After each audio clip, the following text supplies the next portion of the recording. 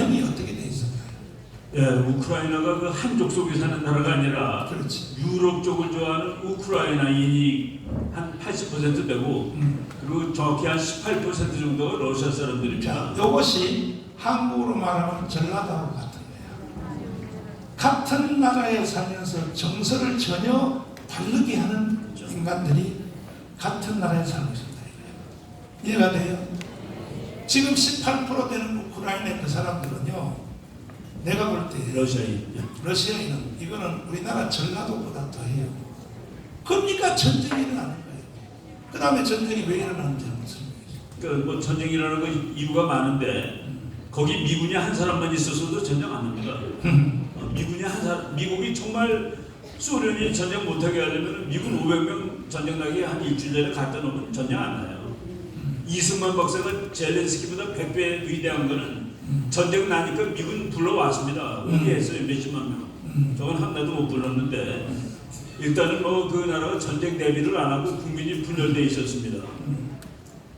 30년 전에 독립할 때 탱크가 8,000대, 전투기가 6,000대 있는 나라가 전쟁이 일어나는 나라에 구르는 탱크 200대, 뜨는 비행기 150대 있는 나라입니다. 아까 우리 장군님께서 그 코미디안이 대통령 됐다고 그랬죠. 부패하고. 그래서 나라 뺏겼는데 준비 대비를 안 했다는 거 하고, 그리고 동맹이 없었다는 거 하고, 국가가 완전히 분열돼 있었다는 거, 그 세 가지가 전쟁을 초래한 조건입니다. 지금 재밌는 거는 그 나라 땅덩어리 넓이가 우리나라의 6배인데 그 중에서 그 인구가 제가 18%가 러시아라고 그랬잖아요. 뺏긴 땅이 18%입니다. 물론 이제 사람 사는 거가 100%에 일치하지 않는데 우크라이나가 러시아한테 뺏긴 땅이 18%예요. 그 나라 이제 망한 거죠. 그리고 우크라이나 사람들 우리나라 언론이나 뭐 미국 언론에도 애국적으로 잘 싸우는 줄 아는데 돈 많은 놈 다 도망갔습니다. 그 전쟁 시간 때 4,100만인데 거기서 한 800만 러시아 빼면은 한 3,300만 되는데 우크라이나 사람 거기 남아있는 거 2천만 조금 넘어요. 자, 한국에는 앞으로 어떻게 전개될 것인가가 미국의 국방부 장관 출신 로널드 레이건 때 럼스폴드, 캐스퍼 와인버그 미국의 국방부 장관이야. 이 장관이 한반도는 이렇게 종말이 올 것이다, 이렇게 끝날 것이다 하고 책을 썼어요. 책을. 그 책 한번 띄워줘봐요. 한반도는 이것으로 마지막 종말을 말 것이다. 이게 국방부 장관이 쓴 책인데 이 책을 쓸 때 내용은 뭐냐? 어느 날 강화문 광장에서 촛불 시위하고 태극기 집회가 팽팽하게 대결을 하고 있을 것이다.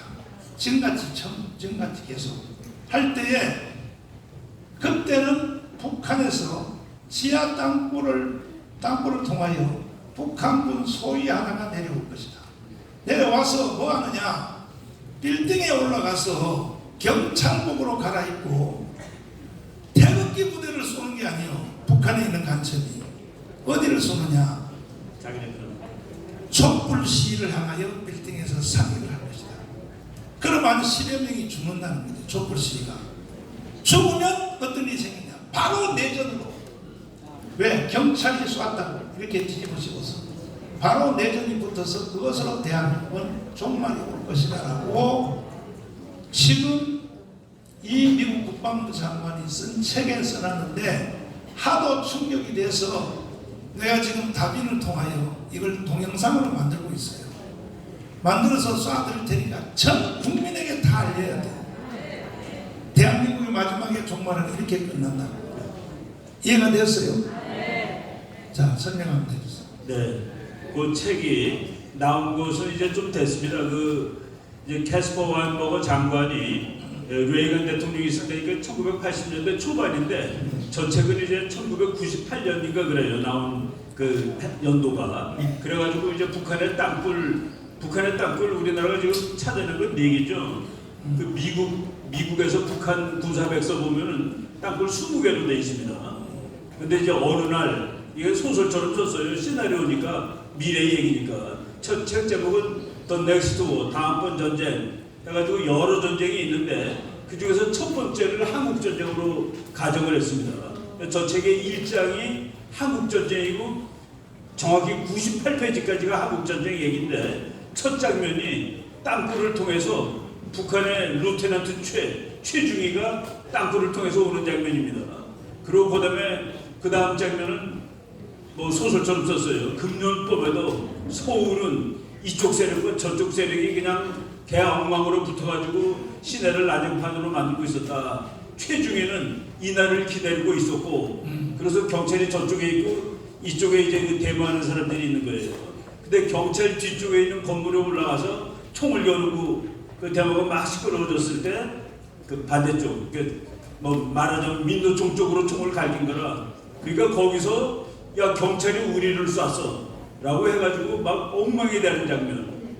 그러면 여러분 상상이 가죠. 전쟁 그렇게 시작되는 겁니다. 바로 내전이야. 그러면 이와 같은 시나리오가 그대로 진행된 게 1946년 10월 폭동이에요. 대구 폭동. 그 다음에 제주 4.3 사건. 그 다음에 광주 사태. 똑같은 원리로 하는 거예요. 똑같은 원리로. 근데 이것이 지금 강원광장에서 시작이 됐는데 왜 민노총이 지금 극렬한 지금 야간 투쟁을 왜 이렇게 끌고 가려고? 이때에 이제는 땅굴을 통해 올 필요 없어요. 왜 그러냐?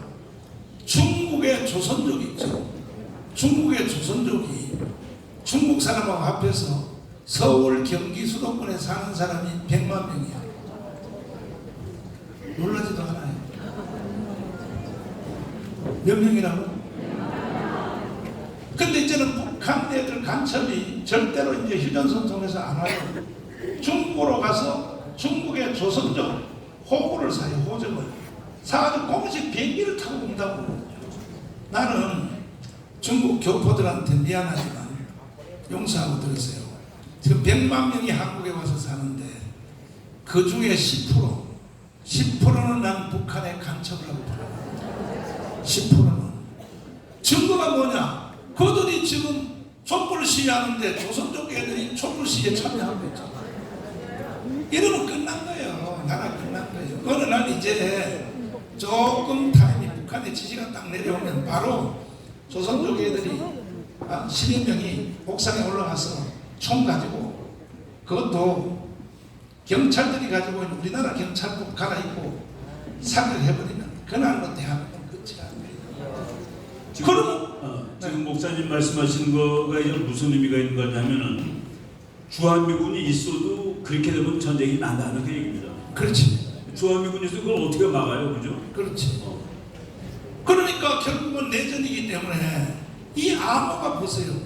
문재인이가 작년에 유엔 총회 가서 6.25 전쟁을 내전이라고 했어. 내전. 자, 이게 바로 말을 이렇게 만들어가는 거야. 그러니까 우리 강원에서 경찰하고 또 특기부대하고 양쪽이 붙어서 총격전이 붙었을 때 이거는 내전이라고 하기 때문에 미군이 개입할 수 없는 거야. 그리고 바로 미군을 나가게 되면 앗소리 못하고 미군을 나가게 되는 거야. 왜? 국내 문제니까. 이해가 됐어요? 그럼 마지막 해결책. 오직 이 해결책